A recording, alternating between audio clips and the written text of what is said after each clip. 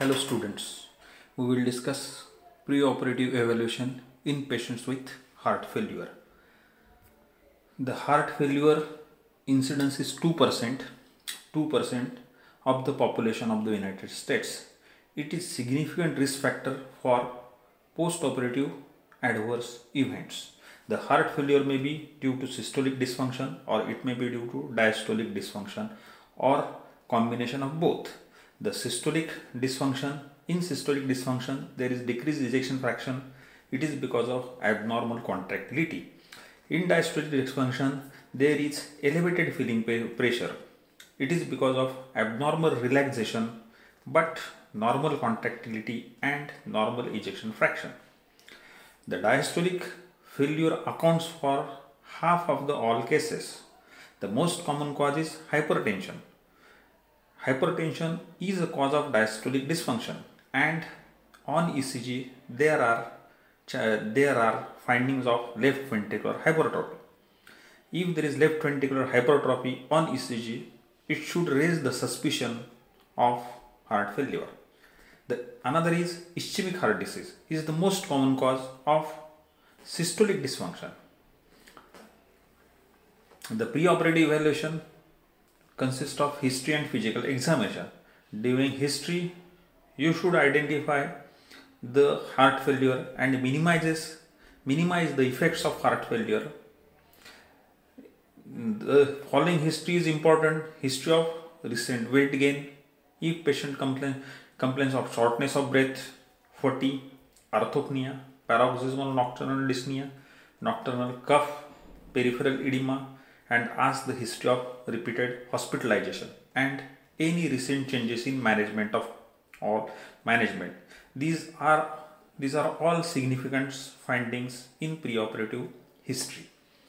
The patients with decompensated heart failure feels suffocating or having air hunger. Angina and history of coronary artery disease may also indicate heart failure. The physical examination focuses on finding of third or fourth heart sound, tachycardia, lateral displacement of apical pulse, rails on auscultation, jugular venous distension, ascites, hepatomegaly, or peripheral edema. The classifying the patient's medical status according to NYHA categories is useful. NYHA means New York Heart Association categories. According to NYHA classification, class 1, there is no limitation of physical activity. Ordinary activity does not cause fatigue, palpitation or syncope. Class 2 NYHA means there is a slight limitation of physical activity. The ordinary activity results in fatigue, palpitation or syncope. Class 3 NYHA, that means there is a marked limitation of physical activity. Less than ordinary activity can result in palpitation, syncope, fatigue, and patient may be comfortable at rest. Class 4, in class 4 there is inability to perform any physical activity without discomfort. That means patient is having symptomatic at rest. The decompensated heart failure is considered as a high risk cardiac condition. The elective surgery should be postponed. BNP, brain natriuretic peptide, is released from the ventricles of the heart. It can be used or it is useful in evaluating patients suspected of having decompensated heart failure.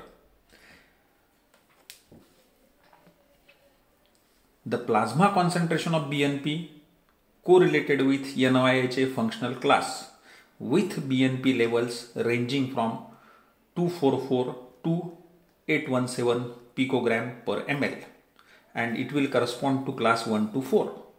In patients undergoing non-cardiac surgery, preoperative BNP levels predict cardiac complications and death.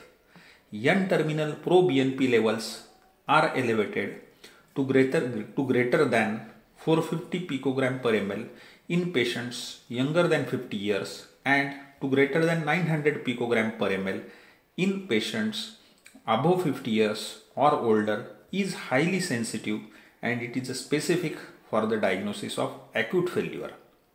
An terminal pro-BNP levels less than 300 picogram per ml has 99% negative predictive value for acute heart failure.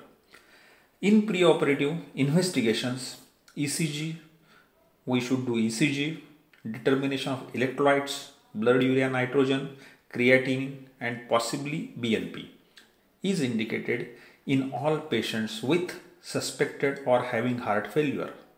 The digoxin levels should not be routinely measured unless you suspect the digoxin toxicity. One should determine the digoxin toxicity on ECG. The signs will be paroxysmal atrial tachycardia with 2:1 AV block is pathognomic of digoxin toxicity.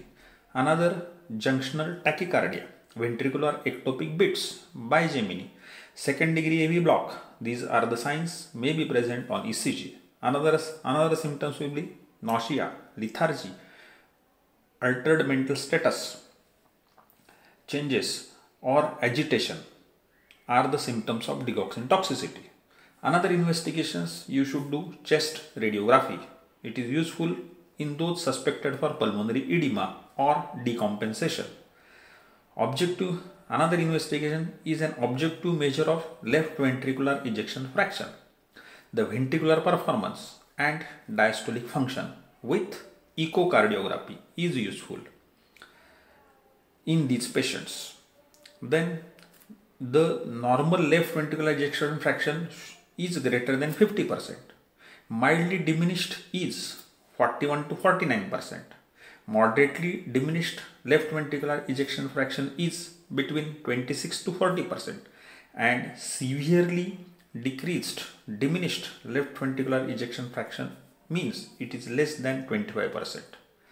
In patients with class 3 or 4, class 3, class 4 heart failure, cardiologist consultation would be useful before the patient undergoing general anesthesia or any intermediate or high risk procedure. For minor procedures under monitor anesthesia care, you may proceed as long as patient's condition is stable. Now we will see the medical therapy. Medical therapy includes beta blockers, hydrolysine, nitrates and digoxin. It needs to optimize the patient before preoperatively. ACE inhibitors, ARBs, diuretics including aldosterone, angiotensin antagonist as a spironolactone and anticoagulants may be beneficial even on the day of surgery.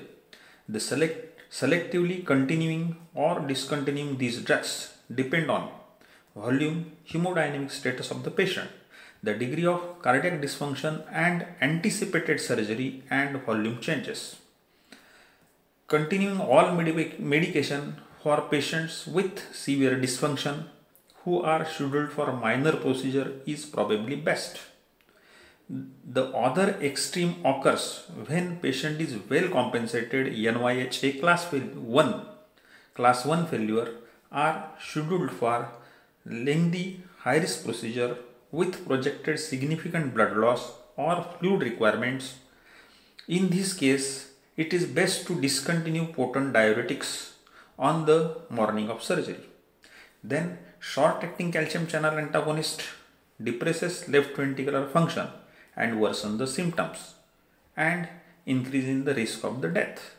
Some patients will have pacemakers or implantable cardiac defibrillators which have special consideration preoperatively.